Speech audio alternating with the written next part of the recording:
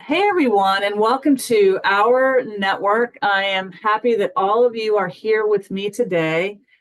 We have an amazing student of A Course in Miracles, teacher of A Course in Miracles with us today. Her name is Denise O'Brien, and she's coming to us all the way from Shannon, Ireland. And we're going to be talking today about what is defenselessness? What is that coming from A Course in Miracles? And so, Denise, welcome back. Thank you, Ruth. Thanks for having me back. It's been a month and I'm really, every time I see another speaker come up on my YouTube feed from your channel, I just get a little happy feeling inside. So well done to you and all the work that you're doing.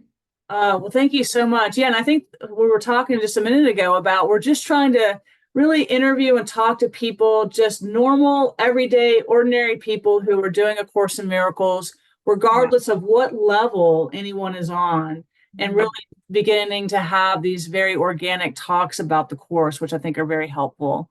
So, Yeah. I think that is so important because I think for me, the course really only came into my life in the last, 3, 4 years. But I had like a full immersion in it for like about 2 years straight. But I think I looked at certain teachers in awe, and put them up on pedestals, like which is that's my stuff. Obviously, it's not their stuff, it's my stuff. But what I did was I kind of I put another block in place to God's love, I guess, because I felt not worthy enough of knowing what is the course really trying to teach, and all that, I suppose the ego mind kicked off, kind of going, I'll never understand this. Like, look at them, like, look how great they are at understanding this and doing this. And, yeah. so it's so lovely for me to be here. I'm not, I know we're all teachers of God, and every brother is a teacher of God. Everybody, whether they do A Course in Miracles or not, in my view. So, but yeah, it's just nice to be here, just talking to you about my own experience and not having to be anything other than that. That anything other than just Denise having a conversation, right? Yeah, exactly. Yeah, that's it. Me.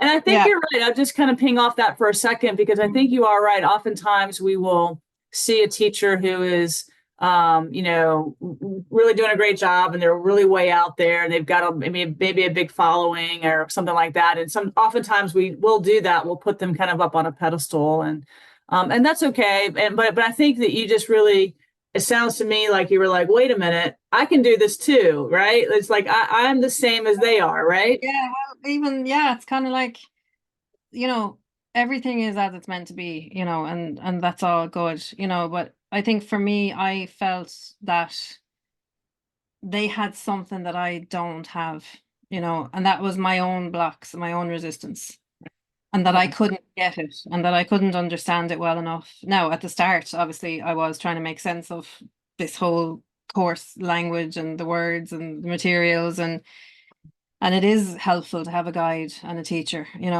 Um, but I suppose, yeah, for me, I just felt, well, this is for the Course in Miracles isn't for everybody, but it's for ordinary people like me, like you, that just happened to come across it. It came into our lives for a reason. Yeah. Other people have different pathways, and I certainly have other spiritual guides that I use or have used in the past as well as the course.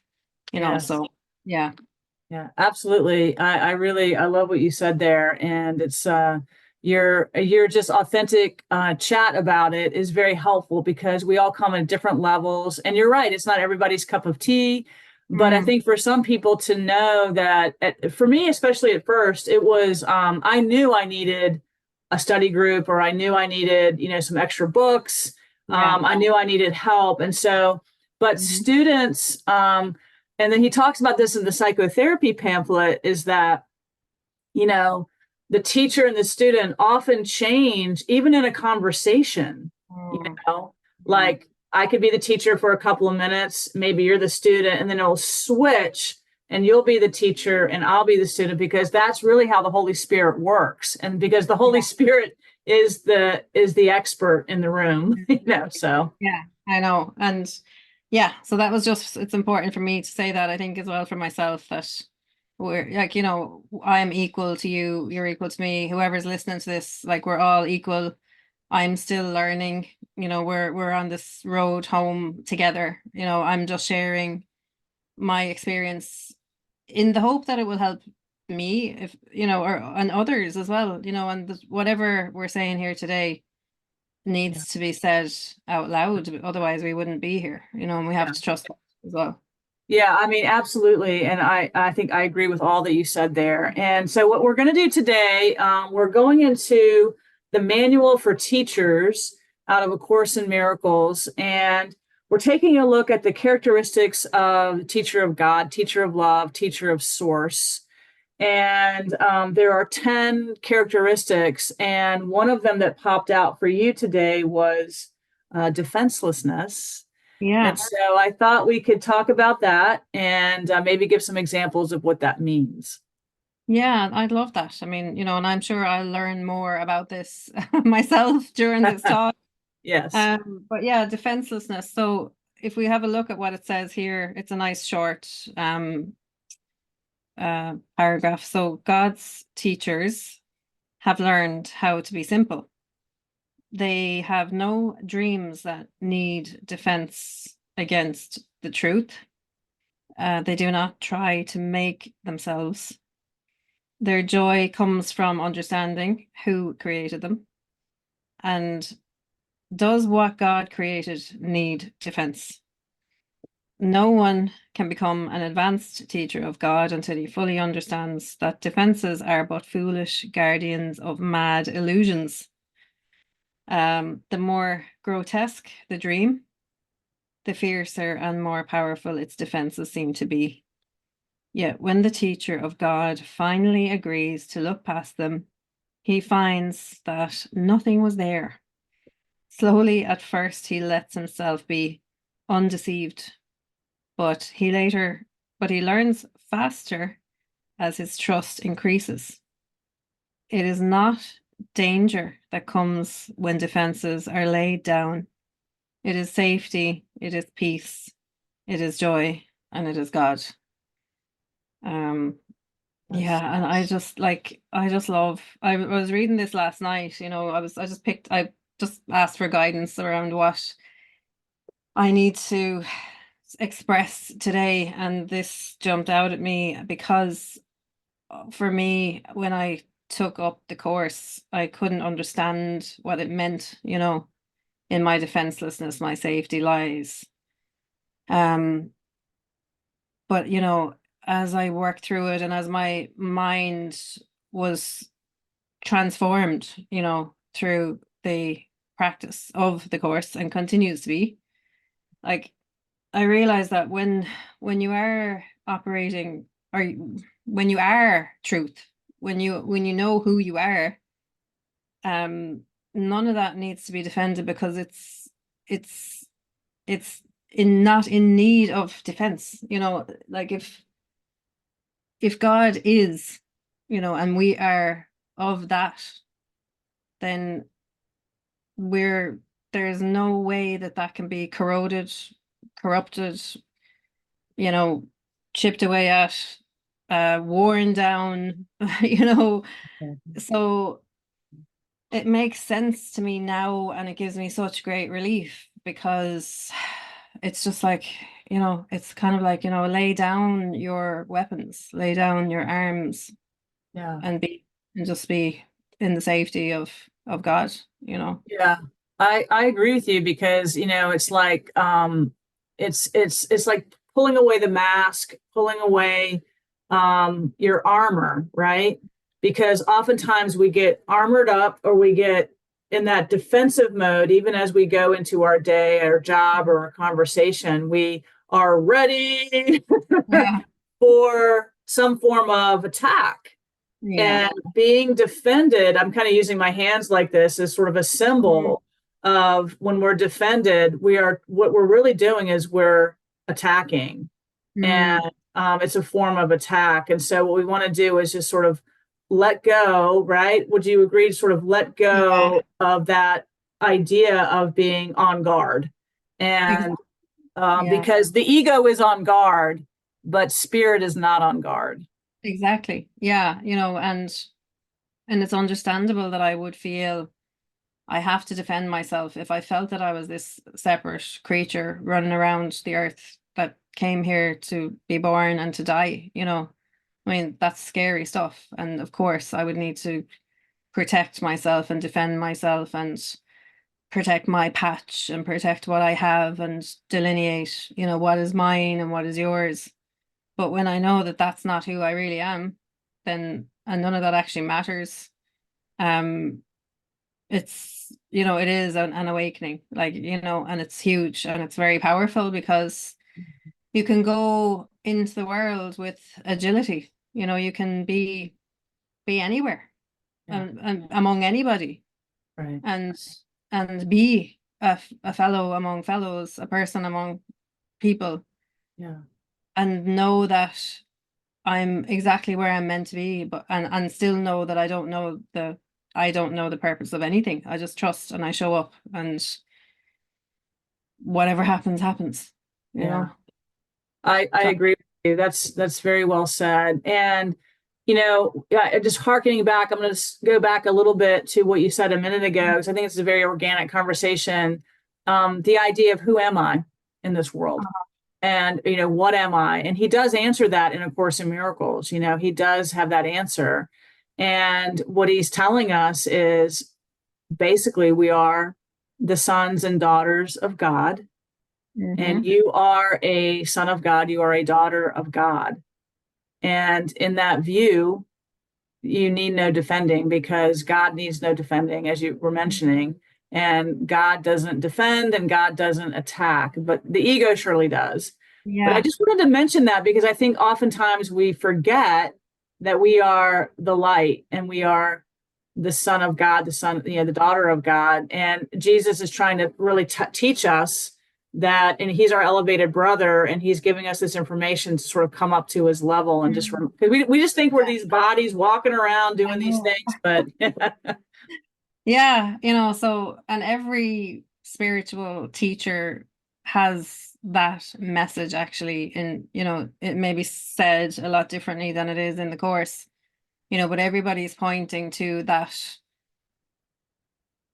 awareness that is before everything else was or is, that the the isness that is there, is who we are. And I found that really hard to understand when I started to learn about this, because part of me that thinks I am this person, Denise, got very frightened about that and angry and upset, because it's like, well, that, if that's not who I am, then who am I and what's the purpose of this whole entire life? And I spoke about that in the first session, and I had to kind of take myself away from, an abyss of going into kind of a apathetic kind of a worldview, going, well, if none of this matters, then why bother? Like, why, if this is all a dream and I'm not even really here?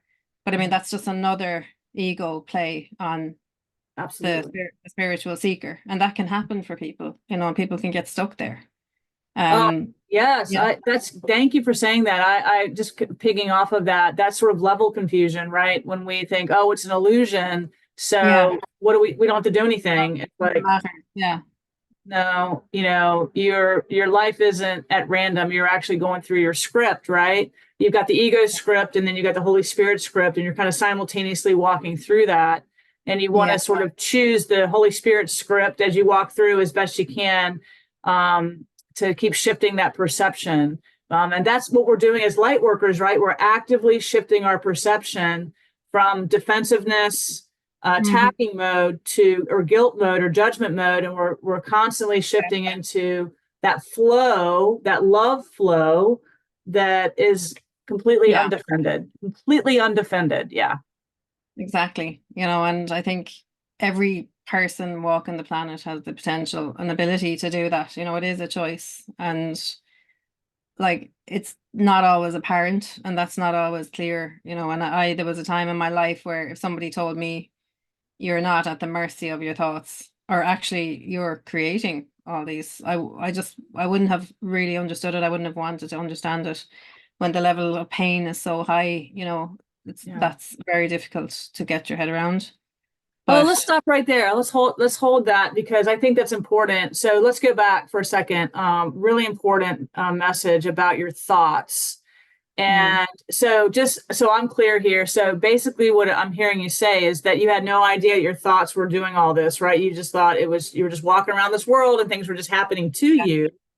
Okay. yeah, so I felt a victim of the world. And when we come into the course then, and it's like, I'm not a victim of the world I see, you know, there's a part of my mind, my psyche that just doesn't want that, doesn't want to believe that, because like, of course I'm a victim of the world. Look at my life, look at the hardship, look at the pain, like look at the struggle I've had. Like, that was not something I would have chosen. That's the story. But when we get into the course, it's a gentle unwinding from that, because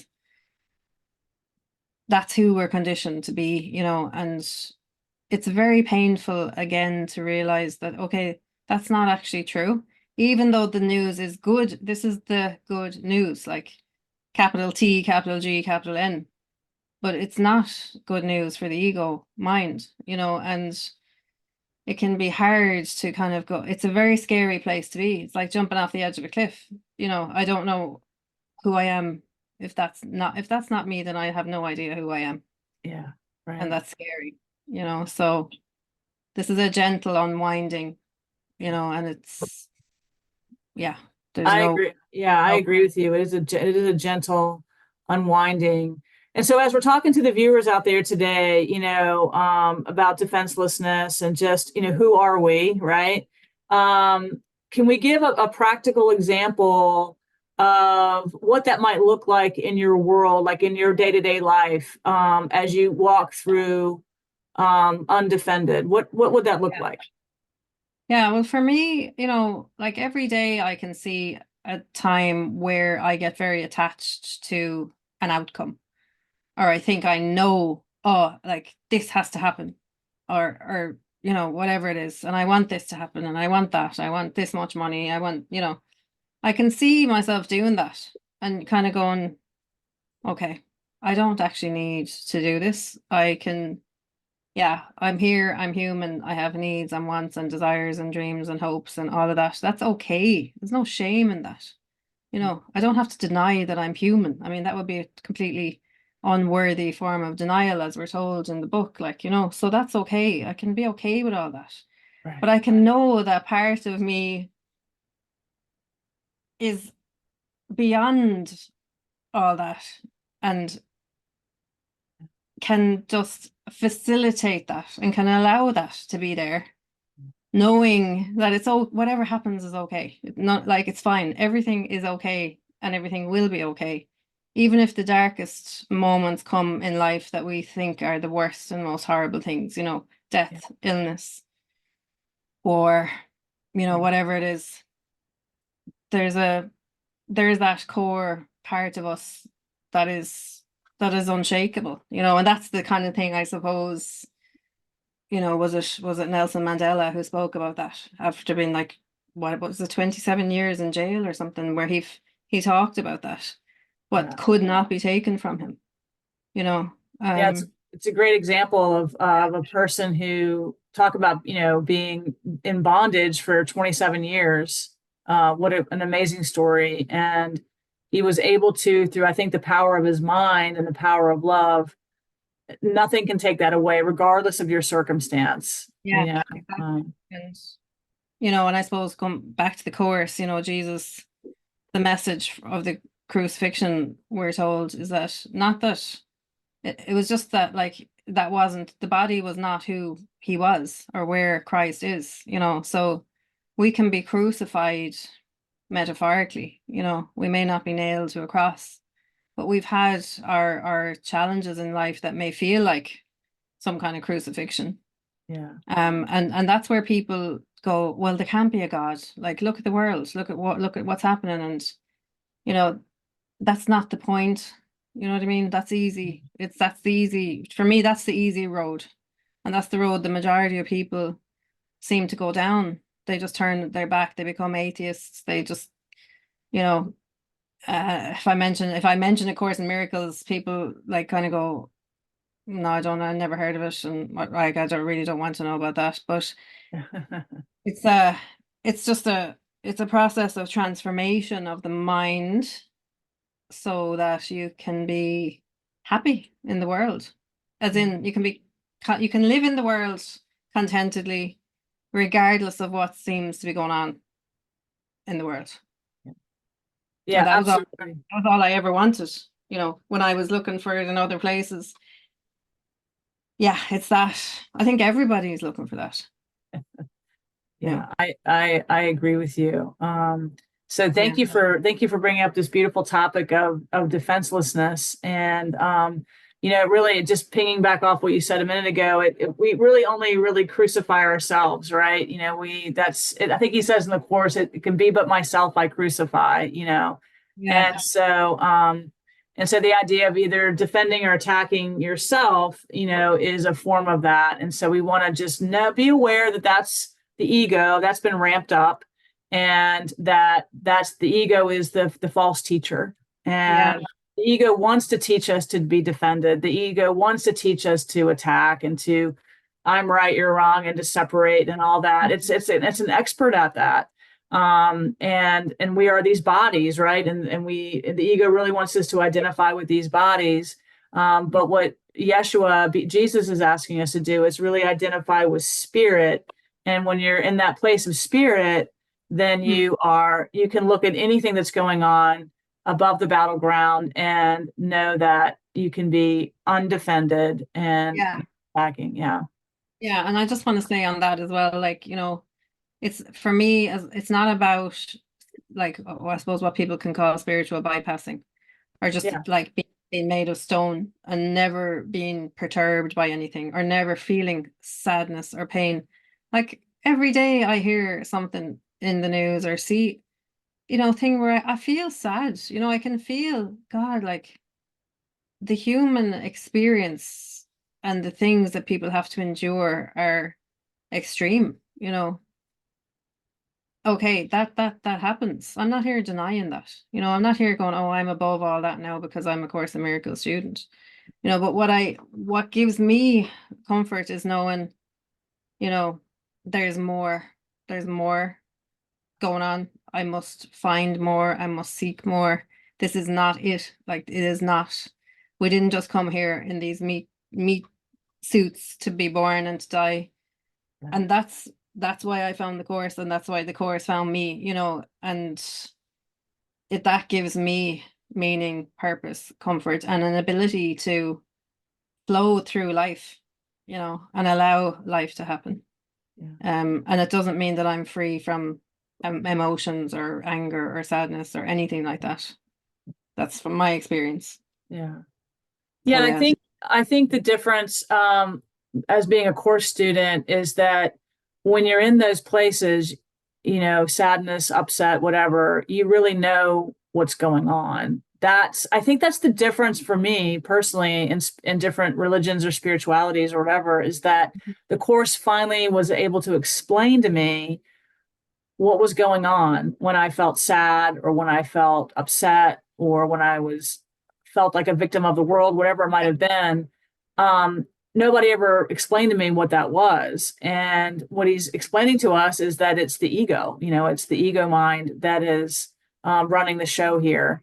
And so he's gently gently saying, okay, we're just going to know that that's what's going on. And then I think that form of knowledge or understanding is so powerful. So when we feel, defended or attacking or upset or judging or whatever, then we know we're aware, you and me as course students, we're aware of what's going on. And that's really, I think in and of that knowledge is very powerful. It is. And one of the things then I would say to people, I suppose a nice way to close the discussion as well is, as Kenneth Wapnick, I heard him saying in one of his talks, and if you find yourself having the reaction or being aggressive or upset or whatever, it's to kind of just be so gentle with yourself and say, okay, I must be really afraid of love today.